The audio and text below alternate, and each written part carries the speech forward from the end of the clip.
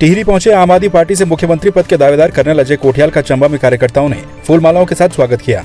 इस दौरान कर्नल कोठियाल ने शहीद बीसी गबर सिंह के स्मारक पर पहुंचकर उन्हें श्रद्धांजलि दी। उन्होंने कहा कि महंगाई और बेरोजगारी उत्तराखंड चुनाव के मुख्य मुद्दे हैं और लोग महंगाई और बेरोजगारी से त्रस्त हैं। वहीं उन्होंने बीजेपी और कांग्रेस दोनों पर जमकर निशाना साधा। रोजगार मुद्दा है हमारा, शिक्षा स्वास्थ्य मेजर मुद्दे हैं। ये जो बिजली पानी जो हमने बोल रखा है कि फ्री के देंगे जो उत्तराखंड में होती है, ये हमारा मुद्दा है। सड़कें अच्छी होनी चाहिए, भ्रष्टाचार खत्म होना चाहिए। लेकिन आज की तारीख में जैसे आपने बोला, एक बहुत बड़ा मुद्दा जो उठ के आ रहा है वो आ रहा है कि किसी भी चीज़ की कीमत ना डिफाइन नहीं करी जा सकती है, बढ़ती जा रही है कीमतें। सरकार को इसको ना मतलब ये नहीं वेट करना चाहिए कि आम आदमी पार्टी आएगी और उसके बाद में चेंज करेगी। ये तो ऐसा मुद्दा है जो आज हर किसी को हिट कर रहा है। हिमाचल में सरकार बीजेपी की हार गई, क्यों हारे वो इस बार 4 सीटें? क्योंकि हर एक के दिमाग में एक ही चीज़ घूम रही है कि इतना ज़्यादा कीमतें बढ़ गई है कि वाकई में क्या जिनको हमने चुना है उनका कोई सुनाई नहीं होती। क्या केंद्र अपने आप ही डिसीजन लेता है? राहुल प्रियंका गांधी सेना के राष्ट्रीय अध्यक्ष जगदीश शर्मा आज हरिद्वार पहुंचे, जहां उन्होंने मां गंगा का आचमन कर आशीर्वाद लिया।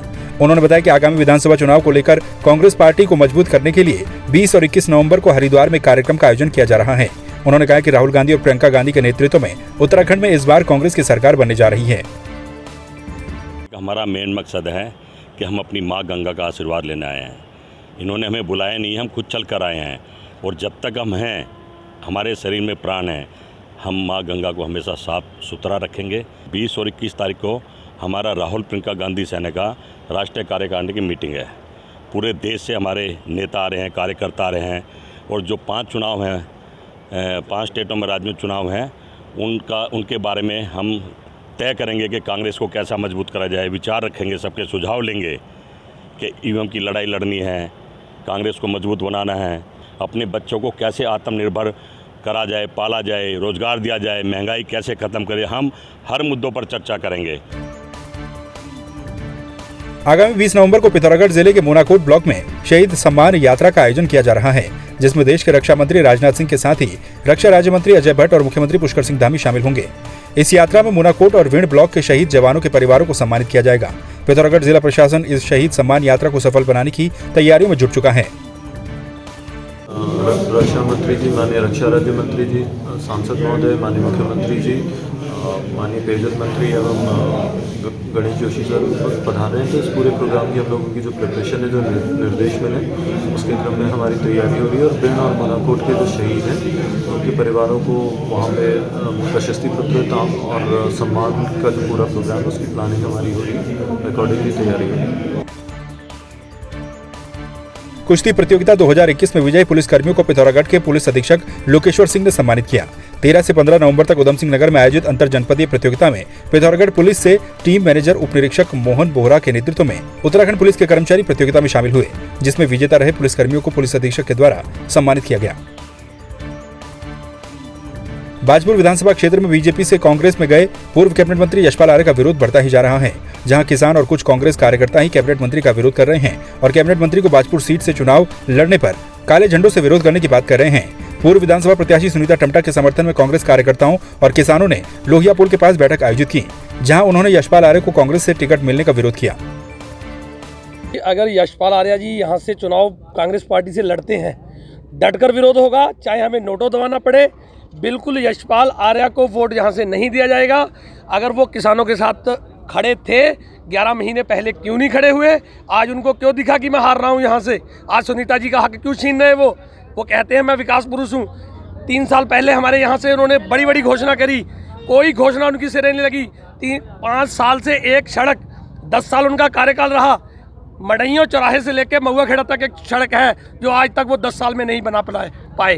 वो विकास पुरुष कहाँ है? जो भारी प्रत्याशी आएगा उसका काले झंडों से स्वागत किया जाएगा, बिल्कुल। और घर घर में जाके बैठक कर ली गई है। और जो ये दल बदलू है, इसे बिल्कुल दल बदलू को गांव में नहीं आने दिया जाएगा जब तक चुनाव क्लियर नहीं होता। जब तक चुनाव टिकट क्लियर नहीं होती तब तक। उससे पहले अगर घूमते हमें कोई तकलीफ नहीं है, लेकिन चुनाव में अगर इन्हें टिकट दे दिया गया तो इनका बिल्कुल काले झंडों से स्वागत होगा 100%। सुनीता टमटा भाजपा के लिए सारे ग्रामीण एक मत हो चुके हैं, पूरा इलाका इकट्ठा उनके लिए हो चुका है। अरे वो तो ये कहते थे भी मैं कोई बीजेपी नहीं, मेरे लिए कांग्रेस नहीं, मैं अपने दम पे जीतता हूँ। अगर आप अपने दम पे जीतते हो तो फिर पार्टी को बदल रहे हो बार बार? भाई अपने दम पे जीत के दिखाओ। दीपावली और इगास पर्वों को मनाने के बाद विकासखंड नरेंद्र नगर की पट्टी क्विली के बेमड़ गांव में ढोल दमाओं की थाप पर और जागर गायन के साथ भव्य पांडव नृत्य का आयोजन किया जा रहा है। 9 दिनों तक रात को चलने वाले पांडव नृत्य का आयोजन 11 गाँव के सामूहिक प्रयासों से किया जा रहा है। आयोजन समिति के अध्यक्ष ईश्वरी प्रसाद बिजलवाड़ और घंटाखंड धाम ट्रस्ट मंदिर समिति के अध्यक्ष विजय प्रकाश बिजलवाड़ ने इस पौराणिक परंपरा को जीवंत रखने के लिए संबंधित गाँव का आभार व्यक्त किया। निवेदन है कि अपने इस इष्ट के यज्ञ में शामिल हों, जो हमारे प्रवासी बंधु हैं वो भी अपने इष्ट के यज्ञ में शामिल हों, संस्कृति को भी बचाएं और अपना गांव घर में भी खुशहाली आएगी, क्योंकि जब हम लोग घर आएंगे, जो लोग गांव छोड़ के चले गए हैं, अपने इन यज्ञों में शामिल होना आप सबके लिए शुक्र होगा। घंटाखंड की कृपा बरसेगी। जय घंटाखंड। और समस्त क्षेत्र के खुशहाली के लिए सदियों से आई हुई इस परंपरा को जीवित रखने के लिए सभी क्षेत्रवासियों का सहयोग निरंतर मिल रहा है और आज से हमने इस कार्यक्रम के लिए तैयारियां शुरू कर दी हैं, जिसमें सभी क्षेत्रवासी सहयोग कर रहे हैं। बद्रीनाथ हाईवे पर श्रीनगर बाजार के पास एक कार अलकनंदा नदी में समा गई, जिसमें एक व्यक्ति की मौके पर ही मौत हो गई। घटना बृहस्पतिवार को सुबह की है। सूचना मिलते ही फायर सर्विस यूनिट की टीम मौके पर पहुंची और रेस्क्यू शुरू किया। कार में सवार एक व्यक्ति को तत्काल नदी से बाहर निकालकर अस्पताल में भर्ती करवाया गया। वहीं पुलिस ने अन्य व्यक्तियों के शवों को बरामद कर दिया है। दोनों हरिद्वार नारसन कला के रहने वाले हैं और बद्रीनाथ धाम की यात्रा पर जा रहे थे। सुबह तक सर्च ऑपरेशन किया और सुबह जब रात खुली, जब उजाला हुआ तो क्रेन मंगवा के गाड़ी का हमको पता चल गया था, क्योंकि ये राफ्ट लेके आए। राफ्ट से वहाँ जा पाए, लेकिन ऐसे नहीं जा पा रहे थे क्योंकि पानी बहुत गहरा था। तो राफ्ट से जब उस जगह पे पहुँचे तब गाड़ी का ढूंढ की और गाड़ी मिल गई। फिर राफ्ट से अपने सहायता से रस्सा बांधा गाड़ी पे और क्रेन की सहायता से गाड़ी को किनारे करवाया और जो उसके अंदर जो आदमी फंसा हुआ था संदीप राठी के नाम से, उसको बाहर निकाल के और ये अभियान समाप्त किया। हाँ, मृत्यु जो ये संदीप राठी जी थे, ये गाड़ी के अंदर फंसे हुए थे, तो अब बाहर निकाले तो ये तो संभवतः ये एक्सपायर हो चुके हैं।